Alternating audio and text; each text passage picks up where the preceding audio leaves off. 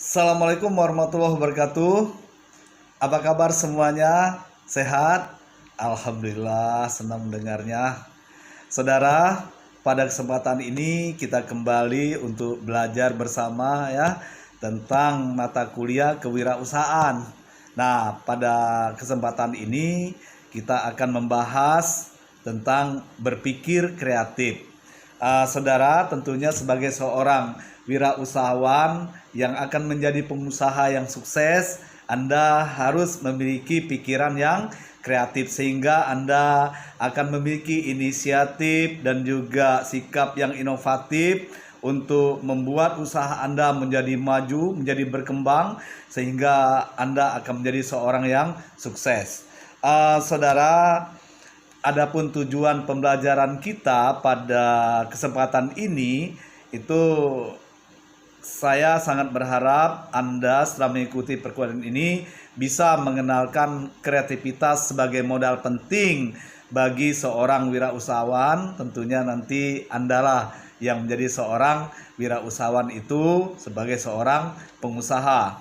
Kemudian Anda pun mampu menjelaskan hambatan berpikir kreatif yang tentunya dapat menghambat proses sebuah usaha. Nah, jadi kalau kita memiliki hambatan berpikir kreatif ini, cepat-cepat kita cari solusinya sehingga tidak menghambat proses usaha kita.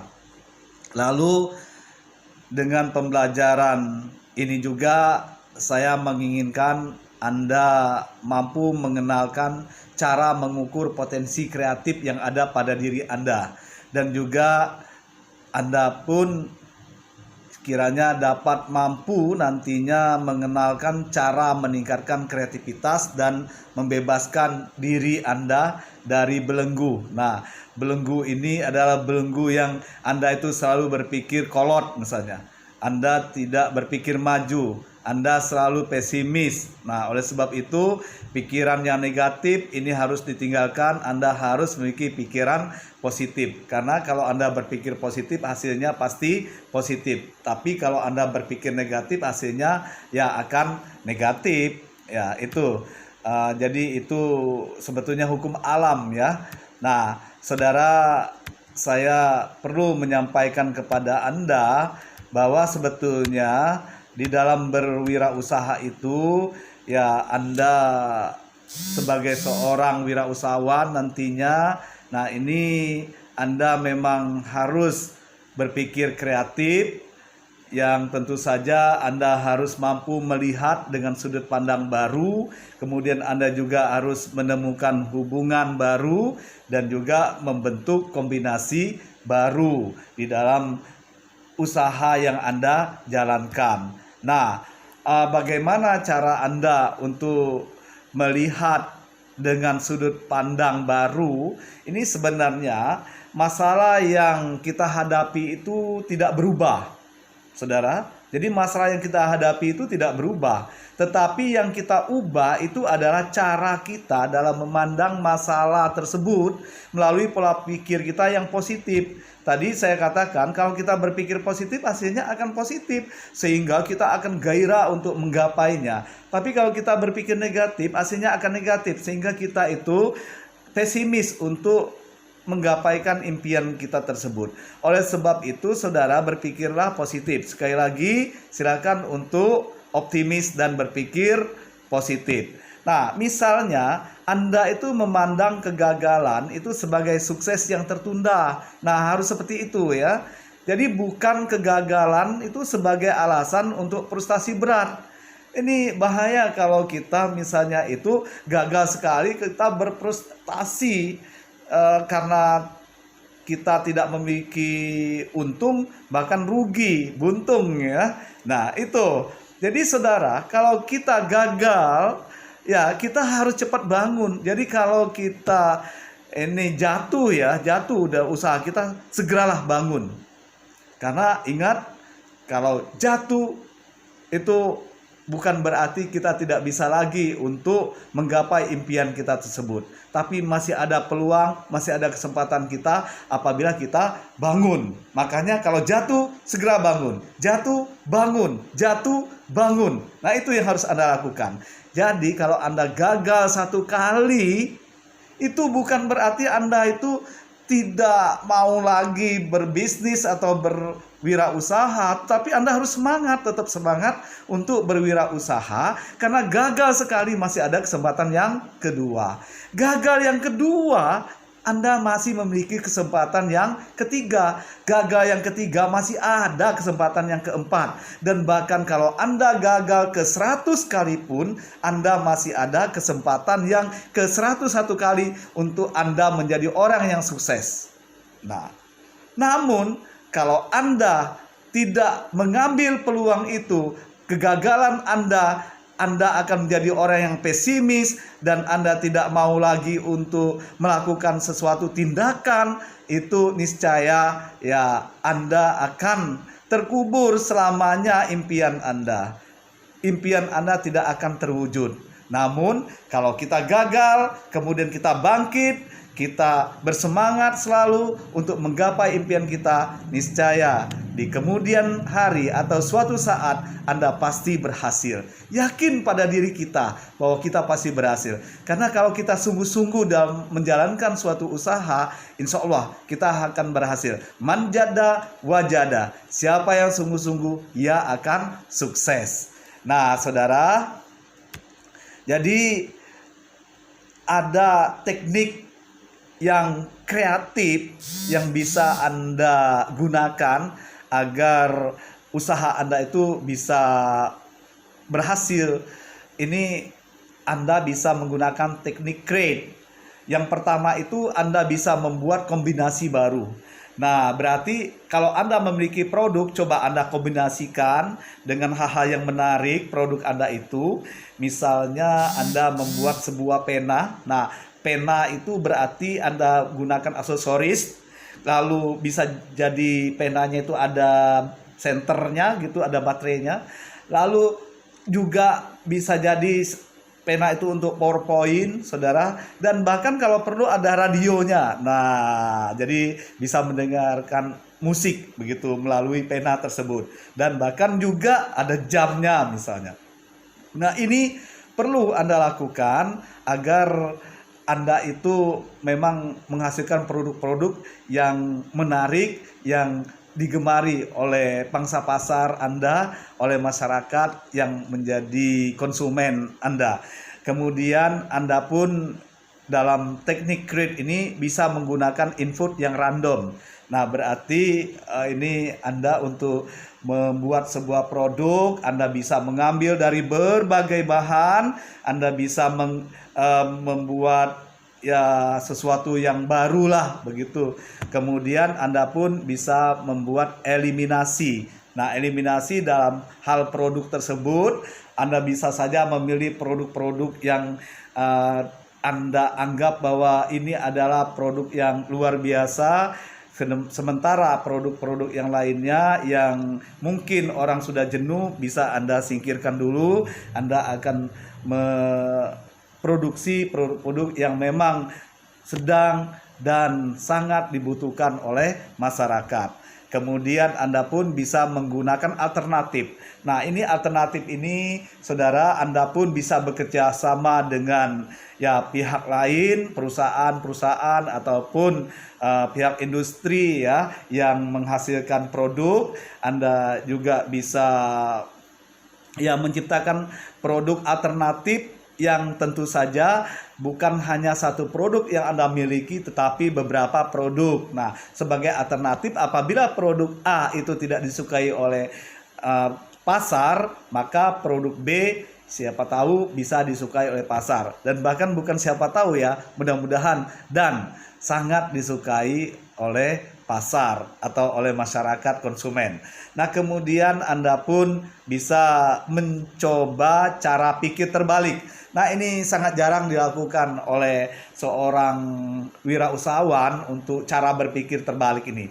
Padahal ini perlu kita lakukan Karena kalau kita berpikir out the box, berpikir di luar kebiasaan orang lain dalam berpikir, dan kita selalu berinovasi begitu, inovasi kita, tapi bagi orang lain itu tidak masuk akal. Namun ternyata kedepannya apa yang kita buatkan konsepnya, apa yang akan kita kerjakan, insya Allah ternyata sangat disukai oleh orang banyak, dan ini adalah menjadi produk unggulan bagi kita.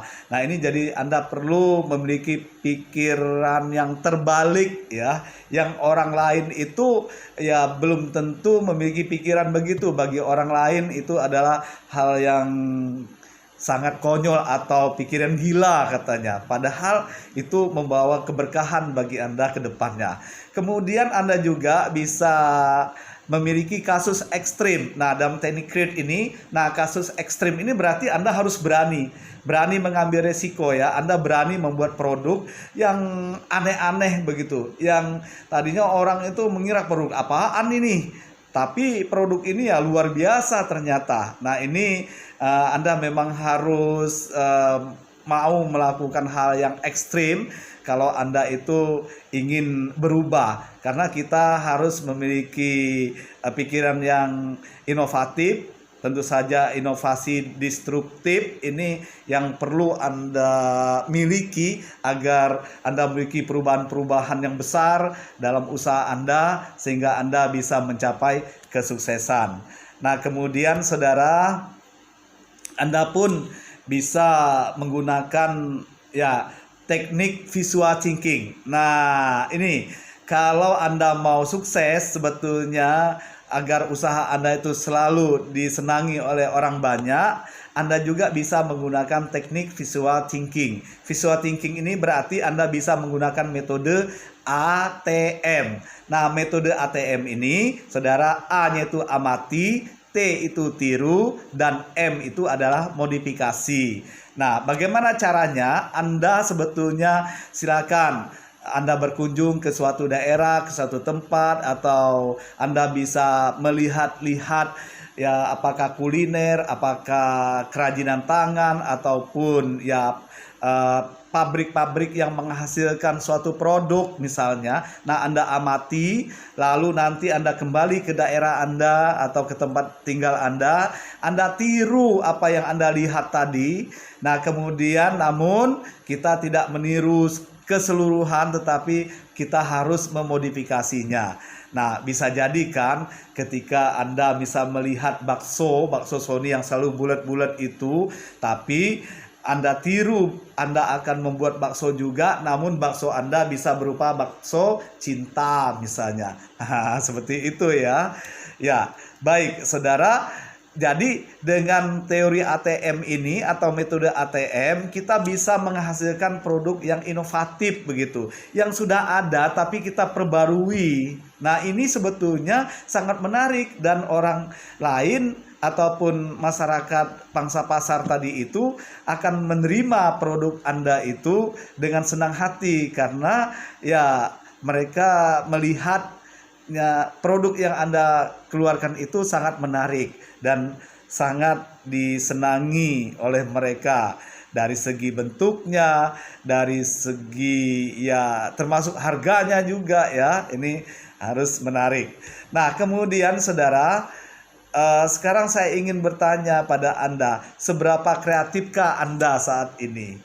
Ayo, kreatif itu kan berarti Anda itu selalu memiliki ide-ide yang kreatif, memiliki inisiatif, dan memiliki ya sikap yang inovatif tadi. Berbagai temuan-temuan Anda untuk membuat sebuah usaha Anda itu menjadi lebih besar, lebih sukses. Nah, tentunya sebetulnya ide-ide kreatif inilah yang akan membantu usaha kita menjadi maju. Oleh sebab itu, miliki ya pikiran yang kreatif ini ya. Nah, ini ada tips untuk Anda untuk meningkatkan daya kreativitas Anda di dalam berwirausaha. Mau kan tipsnya? Ya, baik.